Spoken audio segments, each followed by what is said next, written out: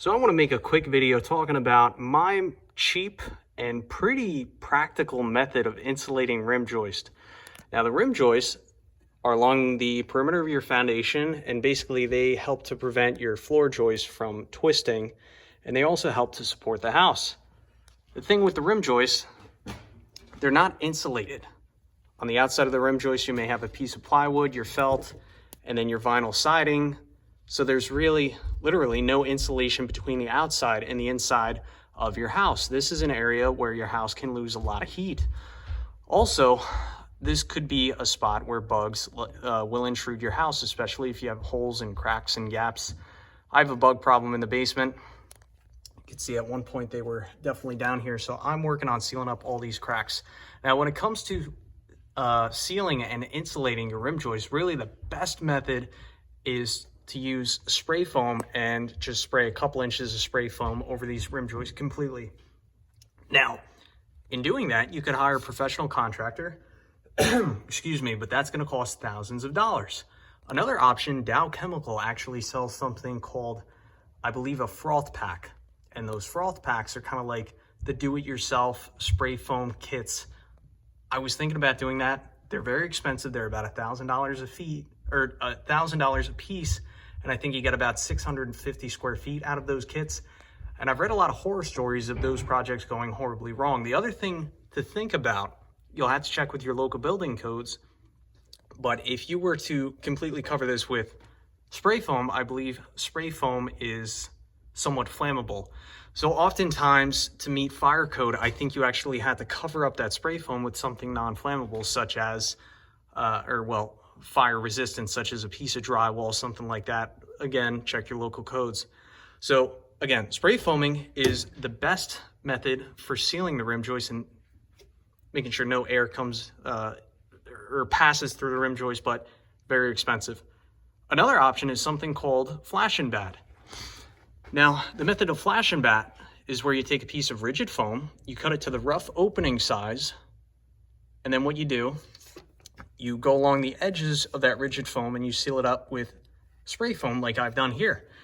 Now, after you do that, then you take a piece of like bat insulation and I think you throw it on the backside. So that does solve the fire resistance problem, I believe. However, here's the big issue I have with flash and bat. If there are any holes or cracks to the outside where bugs could get in, if you just take a piece of rigid foam, you're not gonna get this all the way up against your rim joist. So you're still gonna have a little air pocket back here, a little pocket where bugs could come in and nest.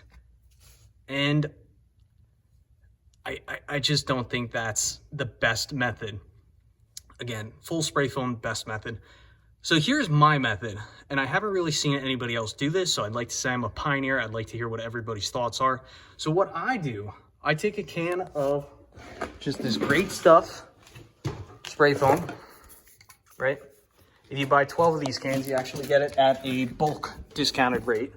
So I take that stuff, and I just go along the perimeter of the rim joist. It's a little messy right there. I could have sealed that up a little bit better, but you know, reaching your hand up here, it could get a little bit tricky. So I take that crack filler spray foam, I go along all my edges and I seal up all the cracks to the outside. So what we do, or what that does, is that really seals this up, and that prevents any cold air from the outside, meaning the warm, humid air on the inside. Now, traditionally in the past, like before 2000, the method of insulating your rim joist was you take a piece of bat insulation, faced bat insulation, which this is faced bat insulation because you have facing, and you just throw it out there and pretty much leave it out there. Now, the reason that was problematic is, for one, you didn't seal up the air gaps between the inside and the outside. And what would happen, that cold air from the outside, again, would meet that warm, humid air from the inside because this wasn't completely sealed up. And because you have the facing here, it would cause condensation to sit back here, and you can get mold and rot. And not to mention, if you have any holes, like I think I do, you'll have the bugs coming inside, so you don't want that. So here's my solution. My solution, once more, take that spray, that crack filler, that canned crack filler, seal up all the cracks, and then you take your bat insulation and then you put it up. Now, what I'm doing to put it up, I cut it 1 inch wide on either side. So I'm cutting this to 18 inches because these joists are spaced 16 inches on center. So that gives me 1 inch to cover up the sides. Now, really, if I wanted to do this, if I want to do a better job, what I would do, I would take like some silicone sealant, go along all the edges of this and really seal this up properly. So that would be completely sealed and this would be completely sealed, but I don't think that's completely necessary. So because we have the rim joist completely sealed, all I'm doing is I'm just taking my Craftsman stapler, electric stapler. This thing works great. I staple the bottom, staple the top, stretch out the sides, and I staple everything. So there's no airflow between the inside and the outside. So I think this is a pretty good method. And the final thing I do, just for a little bit of insurance in case one of those staples were to rip out, I use these insulation supports.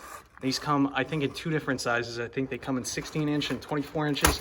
These little suckers are expensive. It's like $16 for 100 of these little pre-cut metal rods. So, you know, if you have a way to get these metal rods cheap, definitely go that route. But I just throw one of those rods out there in case one of those staples were to fail. That way the insulation will stay in place. So I think this is a pretty good cheap way of insulating your rim joist.